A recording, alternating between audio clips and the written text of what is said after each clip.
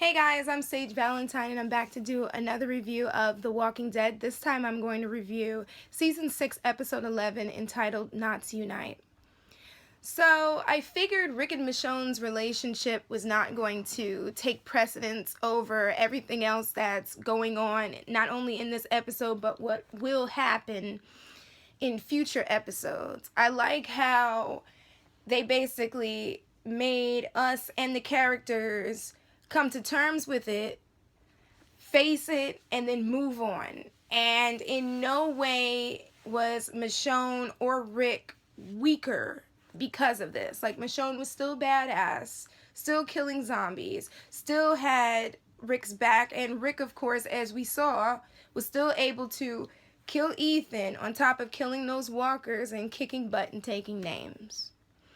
I thought it was pretty cool how, like in the comic books, Carl was okay with his dad being with Michonne, and in the comic books he was with Andrea, and Carl was alright with it. But then again, Carl was the one that walked in on his father with Andrea, so I'm glad that the show decided to make it Jesus that walked in, because that would have been really, really awkward.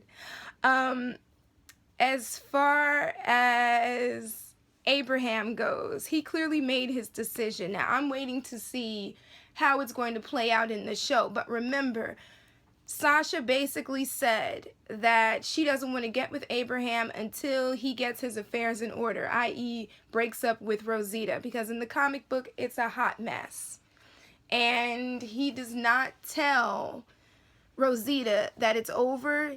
He just kind of breaks it off on his own, and then Rosita comes to terms with it, and there's a bit of like a dust up between him and being Abraham and Rosita. Holly kind of loomed in the background and basically was kind of giving Rosita the eye, so I assume that's also how Rosita figured out that something was going on.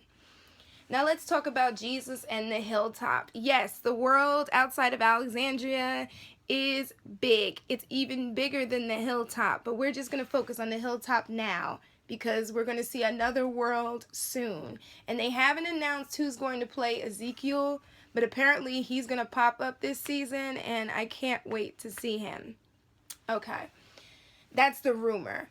Now, as far as the Hilltop goes, it looked just like it did in the comic book, from the walls to the trailers to inside of Barrington, the Barrington building.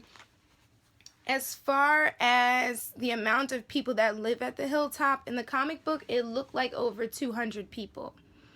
I'm assuming as the season progresses and as the group goes back and forth, we'll probably see more extras, but there's a crap load of people living at the Hilltop in the comics. As far as Gregory goes, and on a side note, before I forget, Dr. Harlan is crucial not only to the Hilltop community, but to the birth of Maggie's baby. In the comic books, Glenn and Maggie decide that Maggie's going to move to the Hilltop community, and it's going to be a safe place for her and the baby, because Glenn is kind of freaked out. He feels like something bad is going to happen, especially to him, and he wants to make sure that Maggie and the baby are safe.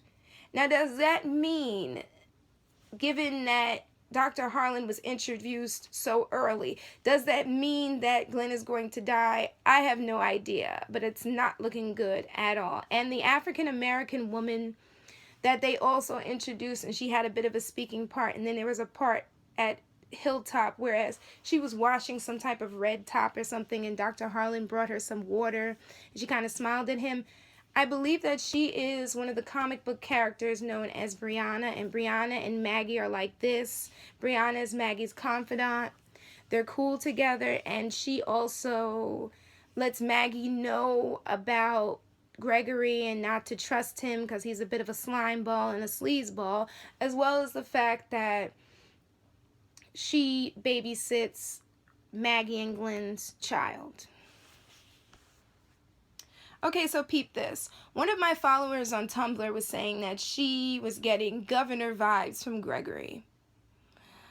Gregory is nothing like the governor, because the governor would have put up a fight if faced with the Saviors and Negan. Would he have won? That I'm not sure. I'm probably gonna have to sit down and think about it off the top of my head, but he would have put up a fight, and no one would have dared to try to stab the governor in his stomach and live to tell about it. Now, maybe Ethan would have stabbed him and probably would have died, but the other two would have been tortured. They wouldn't still be walking around in Hilltop. And thank goodness that our group was there when this situation happened, because if you notice, Gregory was trying to act like he had everything under control and he did the right thing by basically rolling on his back and showing his belly to the governor and all that other stuff. But really, Gregory is not a good leader. But you'll see that